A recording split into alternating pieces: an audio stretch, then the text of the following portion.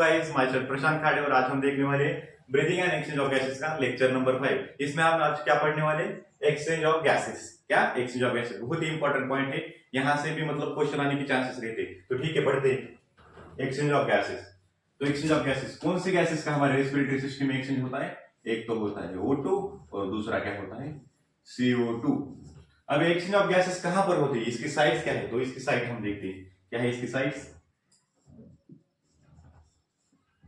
अब देखिए, पहले तो हम ईयर अंदर लेते हैं, मतलब इंस्पिरेशन के दौरान हमने ईयर अंदर लेता है, ये एटमॉस्फेयर से ईयर लंग्स के अंदर चली जाती है और लंग्स में भी कहां पर? अल्वेलाई के अंदर। अब अल्वेलाई से ईयर जो हमारा O2 रहता है अल्वेलाई के अंदर, वो कहां पर चला जाता है? ब्लड में। और CO2 ब्लड से अल्वेलाई के अंदर। तो हमारी फर्स्ट टाइप क्या हो गई डिफ्यूजन की, मतलब एक्सचेंज ऑफ गैसेस की? ये हो गई between the alveoli and the blood. तो फर्स्ट टाइप क्या हो गई हमारी एक्सचेंज ऑफ गैसेस? कहां पर हो रहा है? पहला between the alveoli and blood। ठीक है, तो अब हम देखते हैं कैसे होता है। तो मैंने यहां पर निकाली एक अल्वेला निकाली, इसके पास मैंने अल्वेलार कैपिलरी निकाली। ये क्या हो गए? अल्वेलार कैपिलरी, अल्वेलार कैपिलरी जो कि ब्लड कैरी करती है। ठीक है, और ये क्या हो गई? अल्वेलार हो गई। अभी ईयर अंदर आ गई, इंस्पायर्ड और ये एक्सपायर्ड ईयर। ठीक है, अब यहां से O2 इस ब्लड के अंदर, मतलब कैपिलरी के अंदर चला जाता है O2, और इस यहां से CO2 इधर चला जाता है। O2 अल्वेलाई से ब्लड के अंदर आ गया और CO2 ब्लड से अल्वेलाई के अंदर चला गया। तो यहां पर क्या हो गया? Exchange of gases. तो पहले कहां पर हो रहा है? अल्वेलाई और ब्लड के बीच में हो रहा है ना। तो अल्वेलाई को भी हम क्या कह सकते हैं? Alveoli is the primary site of exchange of gases. तो क्या कहेंगे? अल्वेलाई, नोट कीजिए, अल्वेलाई क्या है? Primary site of exchange of. ठीक है, इतना समझ में आ गया। फिर एक तो यहां पर हो गया एक्सचेंज ऑफ गैसेस। अब दूसरी साइड कौन सी होती है? दूसरी साइड, दूसरी होती है between the blood and tissue. कहां पर? टिश्यू। तो दूसरी बार एक्सचेंज कहां पर होता है? ब्लड क्या करता है? अभी इस ऑक्सीजन को कैरी करता है और टिश्यू के पास ले जाता है, और टिश्यू के पास क्या होता है? Exchange of O2 and CO2 होता है। तो दूसरी साइड क्या होगी? Between the blood and tissue. Note कीजिए ये भी अच्छे से। अब मैं यहाँ पर ये समझ देता हूँ आपको। ये क्या हो गई? हमारी ब्लड कैपिलरी हो गई, और यहाँ पर ये क्या हो गई? टिश्यू हो गई। ये क्या हो गई? टिश्यू। अब O2 इस ब्लड वेसल से आता है ब्लड से अंदर। अब O2 हमारे टिश्यू को प्रोवाइड किया जाता है for the catabolic reactions, for catabolic reactions. और जब ये रिएक्शन होती है तब यहाँ पर टिश्यू के अंदर CO2 प्रोड्यूस होता है। क्या होता है? CO2, और ये CO2 इस ब्लड के अंदर भेजा जाता है। तो दूसरी बार कहां पर हो रहा है exchange of gases? Between the blood and the tissue, between the blood and the tissue. तो समझ में आ गया? पहली बार कहां पर हुआ? Between the alveoli and blood, and second कहां पर? Between the blood and tissue. ये बहुत ही इंपॉर्टेंट पॉइंट है, ये दो साइड्स आपको पता होनी चाहिए। मैंने डायग्राम भी निकाल कर आपको बता दिया है, तो आप ये अच्छे से नोट कीजिए, डायग्राम भी निकालिए, और चलो हम आगे बढ़ते हैं। ठीक है, इतना हो गया।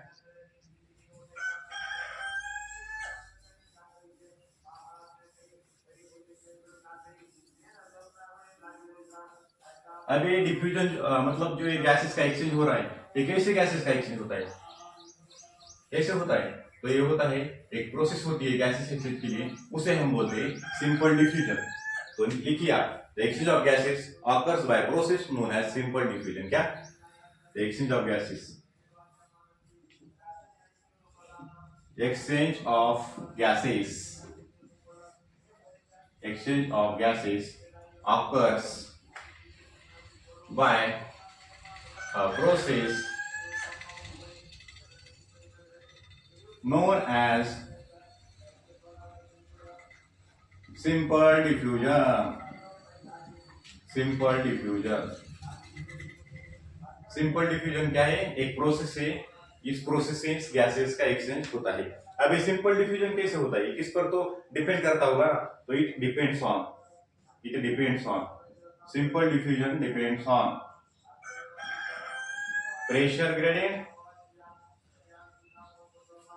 प्रेशर ग्रेडियंट या फिर कॉन्सेंट्रेशन ग्रेडियंट, कॉन्सेंट्रेशन ग्रेडियंट।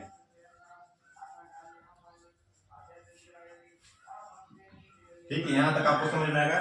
ये एक्सचेंज ऑफ गैसेस होता है सिंपल डिफ्यूजन इस प्रोसेस से, और ये सिंपल डिफ्यूजन डिपेंड्स करता है प्रेशर ग्रेडियंट या फिर कॉन्सेंट्रेशन ग्रेडियंट। अभी प्रेशर ग्रेडियंट क्या होता है? प्रेशर ग्रेडियंट यानी क्या होता है? Pressure difference. क्या होता है? Pressure difference. Pressure difference, pressure difference यानी एक साइड क्या होगा? हाई प्रेशर होगा, तो पी से इंडिकेट करता हूं मैं प्रेशर को, और दूसरी साइड क्या होगा? लो प्रेशर होगा। तो हमारी ईयर कहां से कहां पर मूव करती है? High pressure to low pressure, high pressure to low pressure. तो ईयर हाई प्रेशर से लो प्रेशर की तरफ मूव करेगी। ठीक है, यहां तक आपको समझ में आ गया? इतना समझ में आएगा, नोट कीजिए। हम आगे बढ़ते हैं।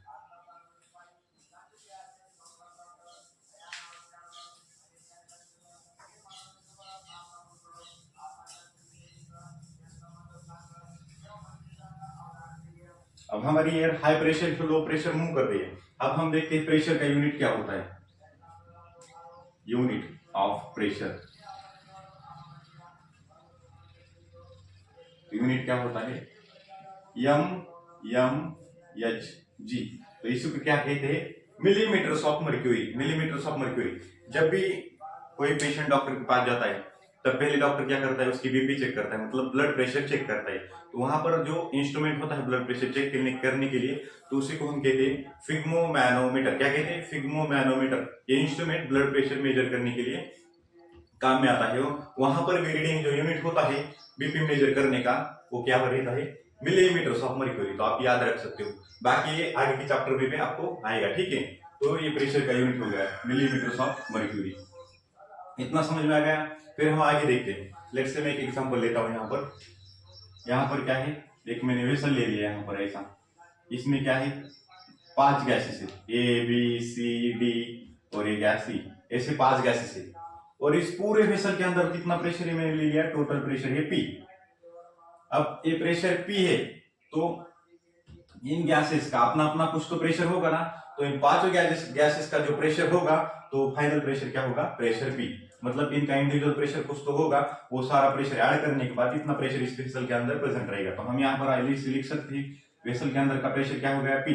अब इस गैस ए की वजह से प्रेशर क्या हो गया? Pressure of gas A plus pressure of gas B plus pressure of gas C plus pressure of gas D plus pressure of gas E. समझ में आ गया? अभी गैसेस का अपना अपना कुछ तो प्रेशर है ना ये, तो इसी को हम बोलते हैं पार्शियल प्रेशर। क्या बोलते हैं?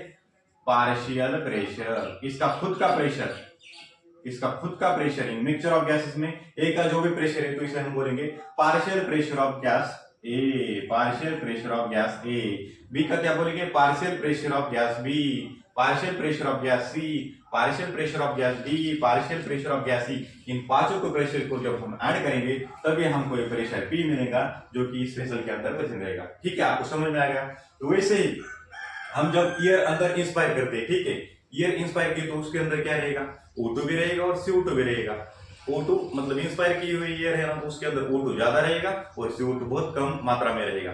तो जो एक्सपायर करेंगे उसमें CO2 ज्यादा रहेगा, O2 कम रहेगा, लेकिन दोनों भी प्रेजेंट रहेंगे। तो अब जो ईयर है उसके अंदर O2 भी है और CO2 भी। जो O2 का प्रेशर होगा, तो उसे हम इंडिकेट करते हैं PO2, और CO2 का जो होगा उसे हम इंडिकेट करते हैं PCO2। समझ में आएगा? तो O2 क्या रहेगा? Partial pressure, partial pressure, partial pressure of oxygen. समझ में आ गया? और जो CO2 को रहेगा उसे हम बोलेंगे partial pressure of carbon dioxide. ये नोट कीजिए, याद कीजिए, इसे क्या हम बोलते हैं? PO2 यानी क्या? Partial pressure of O2, PCO2 यानी पार्शियल प्रेशर ऑफ CO2। समझ में आ गया इतना? चलो हम आगे बढ़ते हैं। अब पार्शियल प्रेशर की मैं आपको डेफिनेशन यहां पर लिखवा देता हूं, आप अच्छे से याद कीजिए वो डेफिनेशन क्या है, क्योंकि डेफिनेशन भी आपसे डायरेक्टली पूछ सकते हैं। बहुत ही इजी क्वेश्चन उनको पूछने का मतलब उनको लगा कि हम इस बार यहाँ से बहुत ही आसान सा क्वेश्चन पूछेंगे, तो पूछ सकते हैं आपसे। ठीक है, तो आपको मैं समझ लिया, फिर आपको डायरेक्ट डेफिनेशन भी उन्होंने दी, तो आप मतलब टिक कर सकते हो ऑप्शन में, ठीक है। तो इसकी डेफिनेशन क्या होगी, the pressure of individual gas, pressure of individual gas in mixture of gases। Mixture of gases में क्या है, एक गैस का इंडिविजुअल प्रेशर को हम क्या कहते हैं, इसी को हम कहते हैं partial pressure, is known as partial pressure, ठीक है। Partial pressure of that gas, partial pressure, pressure of individual gas in mixture of gases is known as partial pressure, ठीक है। समझ में आ गया आपको, बहुत ही इंपॉर्टेंट पॉइंट है, नोट कीजिए। फिर हम आगे बढ़ते हैं, ठीक है। इतना हो गया, तो चलो हम आगे बढ़ते हैं।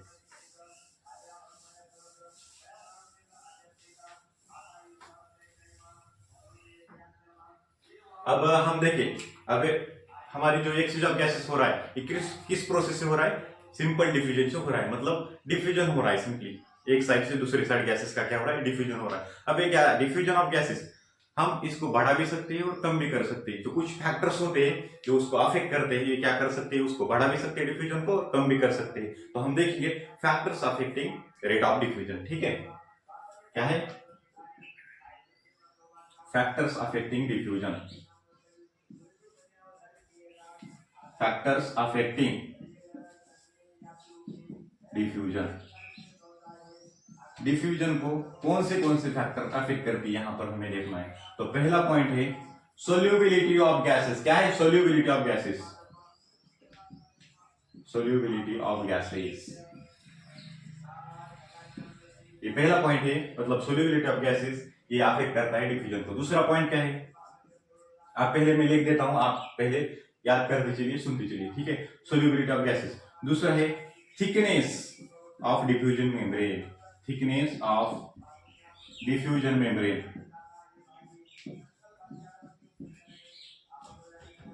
थिकनेस ऑफ डिफ्यूजन मेम्ब्रेन, ठीक है। और लास्ट वाला है partial pressures of gases, partial pressures of O2 and CO2।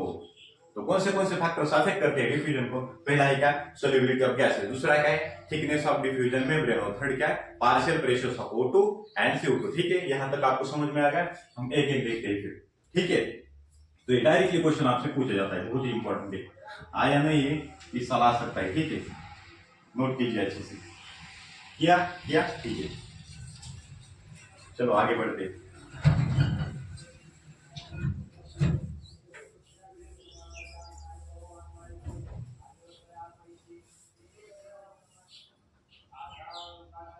अब हम देखते हैं सोल्यूबिलिटी ऑफ गैसेस। पहला फैक्टर है क्या, solubility, solubility of gases.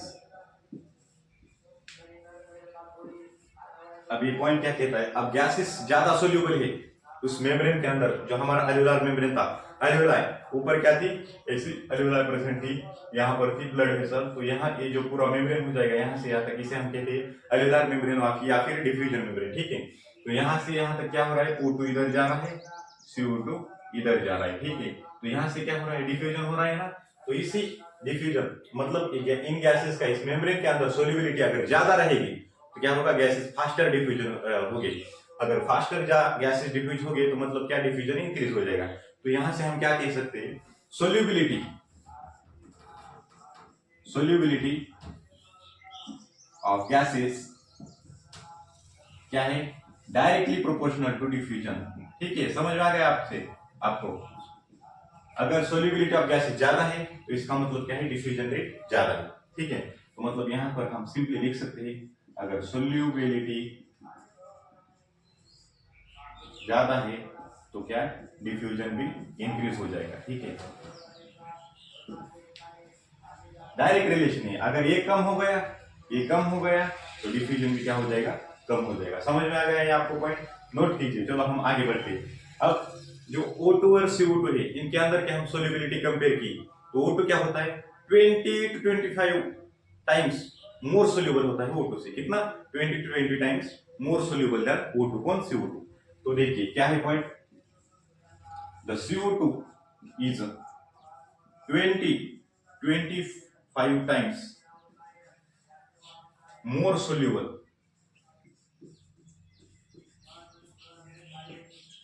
than O2। मतलब यहां से आपको पता चल रहा है CO2 का क्या है, सोल्यूबिलिटी ज्यादा है, तो मतलब CO2 क्या करेगा, फास्टर डिफ्यूज करेगा as compare to O2। The diffusion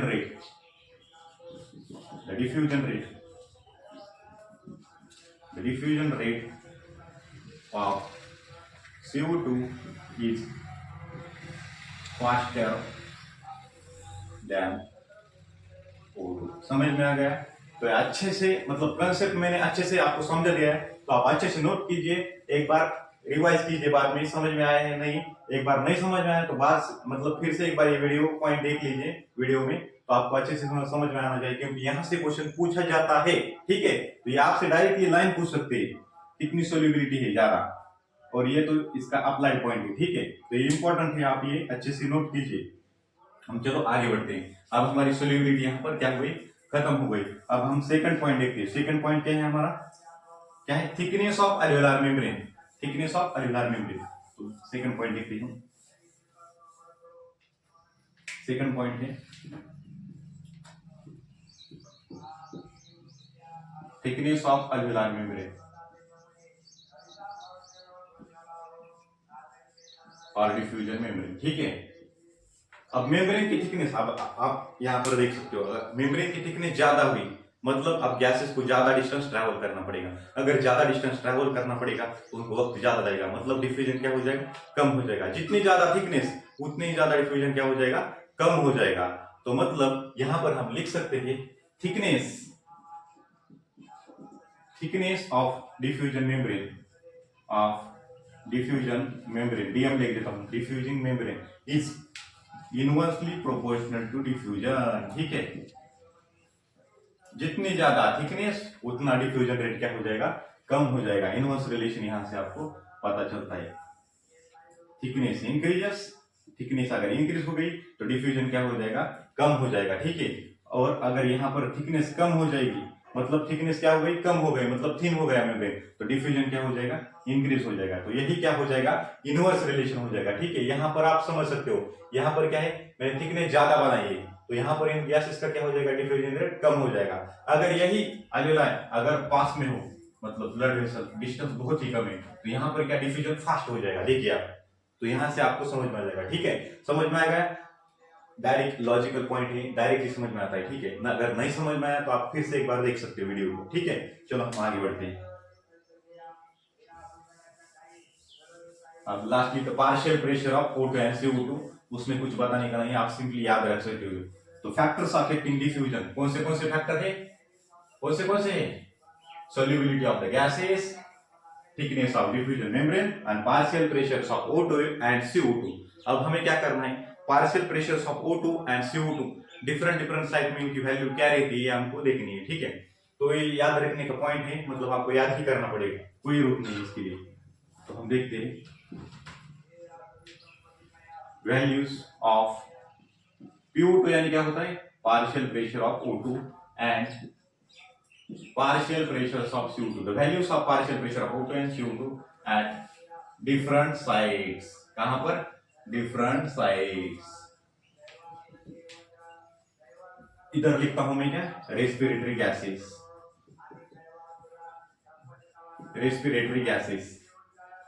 ठीक है, हमारे रेस्पिरेटरी गैसेस कौन से होते हैं, एक तो होता है O2 और दूसरा होता है CO2। ठीक है, अब हम क्या कहां पर देखेंगे, पहले तो ये एटमॉस्फेयर से हमारे लंग्स के अंदर आती है, मतलब एल्वेओलाई के अंदर आती है, तो एटमॉस्फेयर में हमें देखना पड़ेगा, फिर एल्वेओलाई के अंदर देखना पड़ेगा, फिर एल्वेओलाई से कहां पर जा रही है, ब्लड के अंदर जा रही है, और फिर ब्लड से टिश्यू के अंदर जा रही है। ठीक है, और फिर टिश्यू से CO2 कहां पर आ रहा है, ब्लड के अंदर आ रहा है, और ब्लड से फिर वो एल्वेओलाई के अंदर चला जा रहा है। मतलब ये साइड से कहां पर, एटमॉस्फेयर में, एल्वेओलाई में, ब्लड में और टिश्यू में, इसी 4 साइड से। अब ब्लड में भी हम देखिए तो ऑक्सीजनेटेड ब्लड एक तो जो कि ऑक्सीजन को लेके जाता है ब्लड को हमारी बॉडी में, उसे कहते हैं हम ऑक्सीजनेटेड ब्लड, और टिश्यू से जो ब्लड हमारी बॉडी की तरफ आता है उसे हम बोलते हैं डीऑक्सीजनेटेड ब्लड। ठीक है, तो इन साइड्स पे हमें क्या देखनी है, इनकी वैल्यू देखनी है। तो हम पहले तो देखते हैं, यह हो गई हमारी एल्वेओलाई।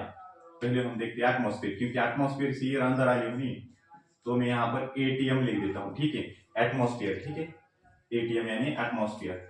फिर एल्वेलाई, फिर ऑक्सीजनेटेड ब्लड, कौन सा ब्लड, ऑक्सीजनेटेड ब्लड, फिर डीऑक्सीजनेटेड ब्लड, डीऑक्सीजनेटेड ब्लड, और लास्ट में क्या हो जाएगी, टिश्यू हो जाएगी। तो इन साइड्स पे हमें इनकी वैल्यू देखनी है। अब ये डायरेक्टली एटमॉस्फेयर में तो कोई नहीं, आपको डायरेक्टली याद करना पड़ेगा, और जो बाकी का है मैं आपको याद करवा के दूंगा, ये मेरी जिम्मेदारी है, ठीक है। तो O2 का कितना हो जाएगा, एटमॉस्फेयर में 159 होता है, कितना होता है 159, और CO2 का कितना रहता है 0.3 रहता है, ठीक है। अब एल्वेलाई के अंदर देखते हैं, पहले तो आप डायरेक्ट में लिखते जाओगे, आप याद करते रहिए, आपका याद हो गया तो ठीक है, नहीं हुआ तो मैं आपसे करवा दूंगा, लेकिन ये तो आपको याद ही करना पड़ेगा, इसके लिए कोई रूप नहीं, ठीक है। तो एल्वेलाई के अंदर होता है O2 का होता है 104, पार्शियल प्रेशर ऑफ O2 कितना होता है 104, और CO2 का कितना होता है 40 होता है, ठीक है। अब ऑक्सीजनेटेड ब्लड में हमने देखा, मतलब ऑक्सीजन ज्यादा रहेगा, तो यहाँ पर होता है 95, और CO2 का फिर कितना रहता है यहाँ पर 40 रहता है। अब डीऑक्सीजनेटेड ब्लड में क्या रहेगा, ऑक्सीजन कम रहेगा, तो इसमें रहता है ऑक्सीजन का रहता है 40, और partial pressure of CO2 deoxygenated blood में रहता है 45, ठीक है। और टिश्यू के अंदर हमने देखा तो O2 प्रोवाइड किया जाता है टिश्यू में, वहां पर ऑक्सीजन कम रहता है, CO2 ज्यादा रहता है, तो इसके कारण यहाँ पर भी O2 का कितना रहेगा पार्शियल प्रेशर 40, और CO2 का रहेगा 45। तो आपने अच्छे से देख लिया, मैंने कैसा टेबल बनाया, आप इस तरह आप बना सकते हो, याद रख सकते हो, अगर नहीं हुआ तो मैं आपको याद करवा के दूंगा, ठीक है। पहले तो आप ये नोट कीजिए। तो ये हमारा बन गया टेबल, बहुत ही इंपॉर्टेंट है, यहाँ से डायरेक्टली आपसे वैल्यू से भी क्वेश्चन पूछ सकते हैं। यहां से एक क्वेश्चन आया हुआ है, नीट 2021 डायरेक्ट क्वेश्चन पूछा था, पार्शियल प्रेशर, यहाँ पर कौन सा पूछा था मुझे याद नहीं, लेकिन यहाँ से डायरेक्टली क्वेश्चन आता, ठीक है। तो ये टेबल आपको याद ही करना पड़ेगा। तो चलो हम आगे बढ़ते हैं, कितना हो गया,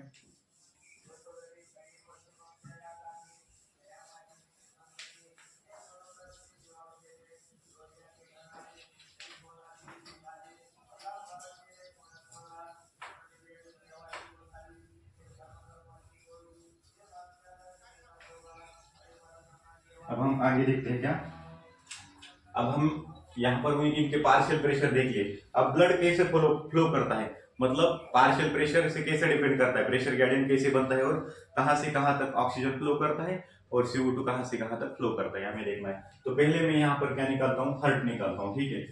तो ये हमारा हो जाएगा, तो मैं एक्सचेंज ऑफ गैसेस भी यहाँ से निकाल देता हूँ, क्योंकि हमें जगह यहाँ पर कम हो सकती है, ठीक है। तो पहले तो यहाँ पर मैं हर्ट निकालूंगा,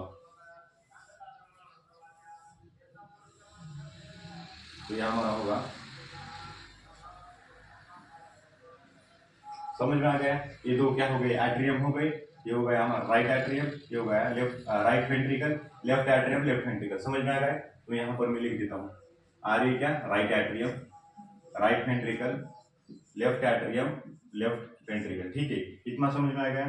फिर यहाँ पर आके ब्लड वेसल्स ओपन होती है इसके अंदर, और यहाँ से ब्लड फिर इधर चला जाता है वेंट्रिकल के अंदर, तो ये क्या हो गया, डीऑक्सीजनेटेड ब्लड हमारी बॉडी से चला गया, और यहाँ से फिर इस वेंट्रिकल से ब्लड यहाँ से चला जाता है, कहाँ तक चला जाता है, कहाँ चला जाता है, लंग्स के पास चला जाता है। तो यहाँ पर हमारे, यहाँ पर मैं एल्वेलाई निकाल लेता हूँ लंग्स की, ठीक है, एल्वेलाई मैंने यहाँ पर निकाली, और यहाँ से ये आकर यहाँ पर ओपन हो जाता है,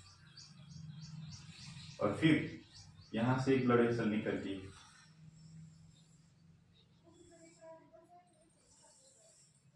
एक बार मैं डायग्राम निकाल देता हूँ, फिर आपको डायरेक्टली समझ में आ जाएगा, ठीक है।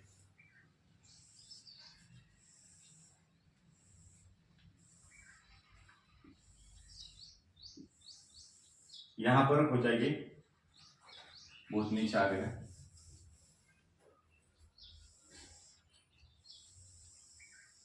यहां पर हमारे हो जाएगी टिश्यूज, क्या हो जाएगी, यहाँ पर टिश्यू हो जाएगी, ठीक है, ये क्या हो गई टिश्यू। तो इनकी मैं लेबलिंग भी यहाँ पर कर देता हूँ। तो ये हो गई हमारी एल्वेलाई, इसके अंदर ईयर आई, यहाँ से बाहर चली गई, तो ये क्या हो गई अल्वियोलाई। ठीक है, ये क्या हो गया हमारा हार्ट हो गया पूरा, आपको समझ में आ गया होगा। ये क्या है, हार्ट है। Right atrium, right ventricle, left atrium, left ventricle. अब यहाँ पर मैं एक बार आपको बता देता हूँ, आर्टरी और वेन क्या होती है। आर्टरी जो भी ब्लड वेसल्स हार्ट से ब्लड ले जाती है, हार्ट से दूर ले जाती है, उसे हम कहते हैं आर्टरी। और जो भी ब्लड वेसल्स हार्ट की तरफ ब्लड लेके आती है, उसे हम बोलते हैं वेन। कोई नहीं, ठीक, आर्टरी, आर्टरी और वेन। ठीक है, तो ये क्वेश्चन मतलब बहुत इंपॉर्टेंट है, आपको टेस्ट सीरीज में आप देखने को मिल सकता है और आपके लिए कर्स हुए। आर्टरी क्या है, blood vessel which carry blood from heart, heart से दूर लेके जा रहा है। ठीक है, ये हो गई आर्टरी की डेफिनेशन। और वेन की क्या है, blood vessel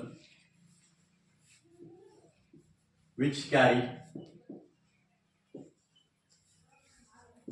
blood towards heart, heart की तरफ जो भी ब्लड वेसल ब्लड ले जाएगी उसे हम कहते हैं वेन, और जो हार्ट से दूर ले जाएगा उसे हम कहते हैं आर्टरी।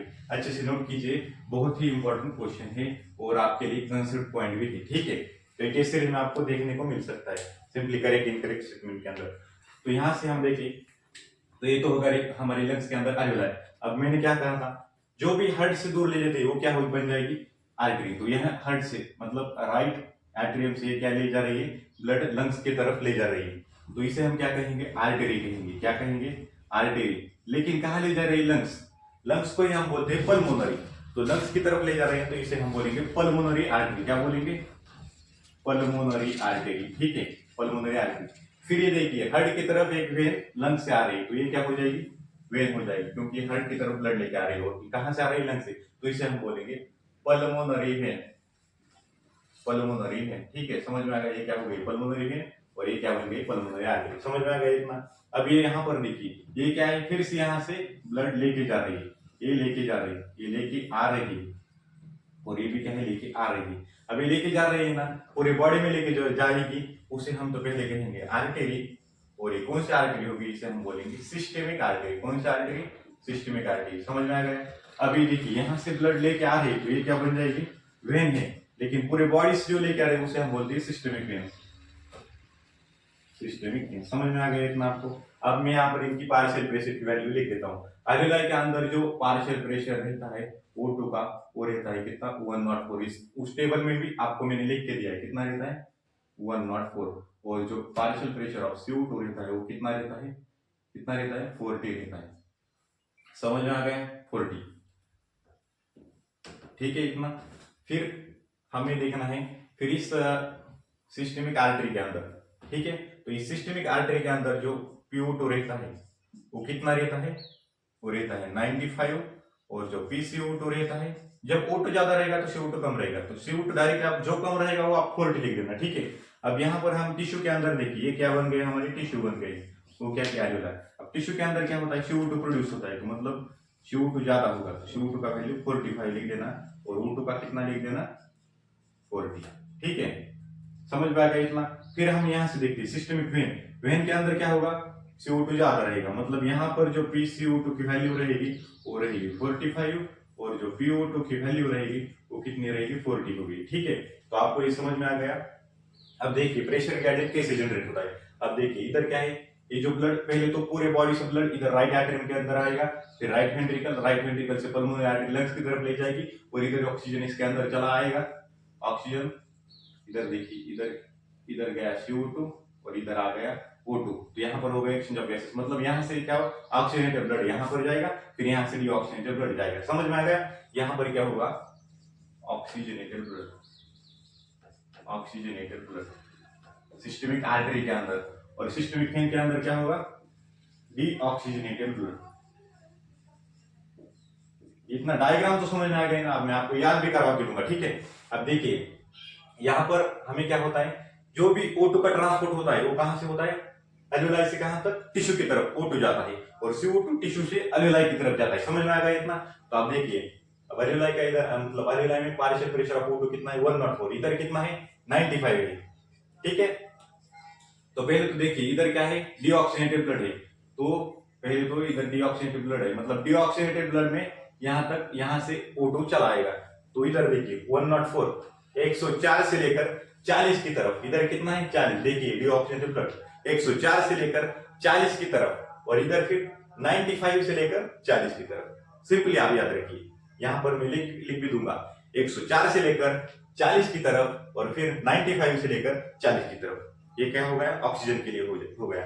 अब फिर CO2 को यहाँ से टिश्यू से एल्वियोलाई की तरफ ट्रांसपोर्ट करना है ना, फिर देखिए 45 से 40 की तरफ, 45 से 40 की तरफ, ठीक है। 45 से इसके अंदर कितना है 40 ऑक्सीजन ब्लड में, तो 45 से 40 की तरफ, 45 से 40 की तरफ और फिर से 45 से 40 की तरफ। तो सिंपल है, 104 से 40 की तरफ, 95 से 40 की तरफ, ये हो गया O2 के लिए।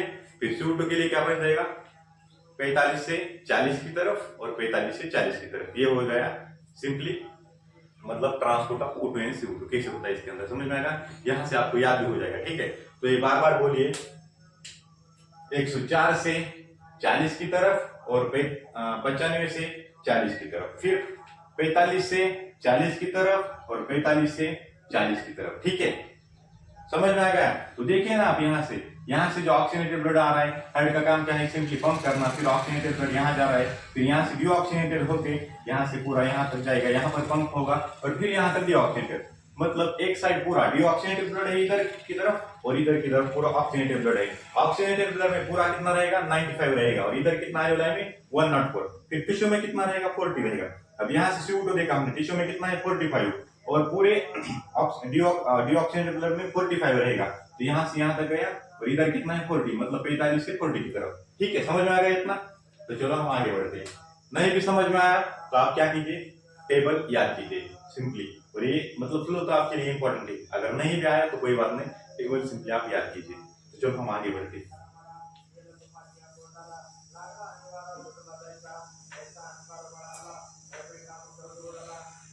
अब हम देखते हैं डिफ्यूजन मेम्ब्रेन कैसा होता है, उसकी हम डायग्राम भी ड्रॉ करेंगे और आपको समझाएंगे, तो वहां से भी क्वेश्चन बनता है, ठीक है। तो इससे आपको क्या समझ में आया, तो नोट कीजिए और लिखिए, नोट कीजिए और लिखिए, क्या लिखना है,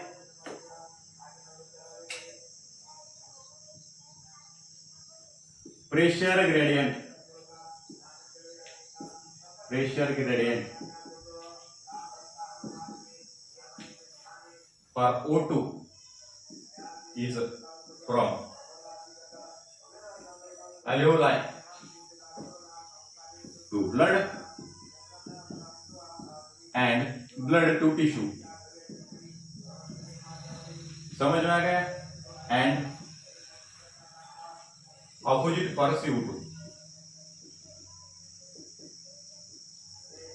ऑपोजिट मतलब कैसा, दैट इज CO2 कहां से ट्रांसपोर्ट करेगा, pressure gradient, pressure gradient for CO2 is from, पूरा O2 का ऑपोजिट बन जाएगा, कहां से, टिश्यू से ब्लड की तरफ एंड ब्लड से एल्वियोलाई की तरफ, और एल्वियोलाई से CO2 क्या चला जाएगा, बाहर चला जाएगा। समझ में आ गया, बहुत ही बेसिक और इंपॉर्टेंट पॉइंट है, नोट कीजिए। अब चलो हम आगे देखते हैं।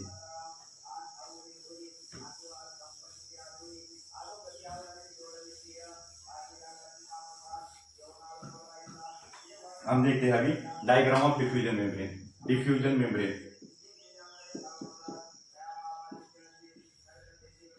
क्या देखना है, diffusion membrane,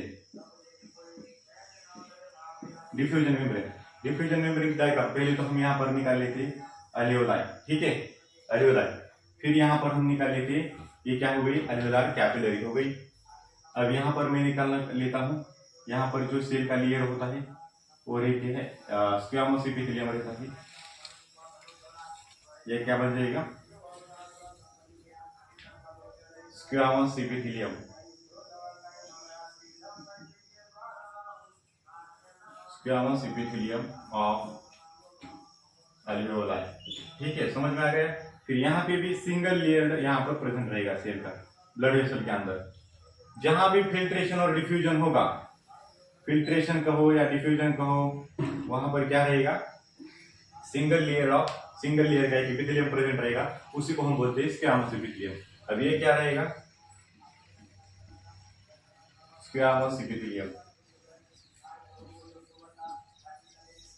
squamous epithelium of alveolar capillary. ये क्या है, अल्वियोलार कैपिलरी, इसका क्या बन जाएगा, squamous epithelium of alveolar capillary. तो जो भी स्क्वामस एपिथेलियम ब्लड वेसल के अंदर रहता है उसी को हम क्या बोलते हैं, एंडोथेलियम बोलते हैं। क्या बोलते हैं, एंडोथेलियम, एंडोथेलियम, समझ में आ गया। तो squamous epithelium of alveolar and squamous epithelium of the alveolar capillary, उसी को हम बोलते हैं एंडोथेलियम। और बीच में जो यहाँ पर रहेगा उसे हम बोलते हैं बेसमेंट सब्सटेंस बोलते हैं। यहाँ पर क्या रहता है, बेसमेंट सब्सटेंस प्रेजेंट रहता है इसके अंदर। तो मैं यहाँ पर निकाल देता हूँ बेसमेंट सब्सटेंस, ठीक है। तो ये क्या बन जाएगी हमारी अल्वियोलाई, ये बन जाएगा बेसमेंट सब्सटेंस, बेसमेंट सब्सटेंस, और ये क्या बन जाएगी, अल्वियोलार कैपिलरी, अल्वियोलार कैपिलरी, ठीक है। इतना समझ में आ गया आपको। फिर ये सिंगल लेयर है, इसके अंदर मैं आपको न्यूक्लियस निकाल के देता हूँ, ठीक है। ये बन गया इसका न्यूक्लियस।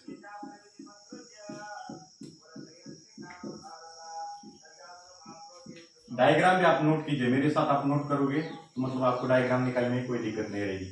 तो ये हो गया squamous epithelium of alveoli, basement membrane, और ये क्या बन जाएगा, एंडोथेलियम ऑफ अल्वियोलार कैपिलरी। तो इसके अंदर क्या ब्लड फ्लो करेगा, ठीक है।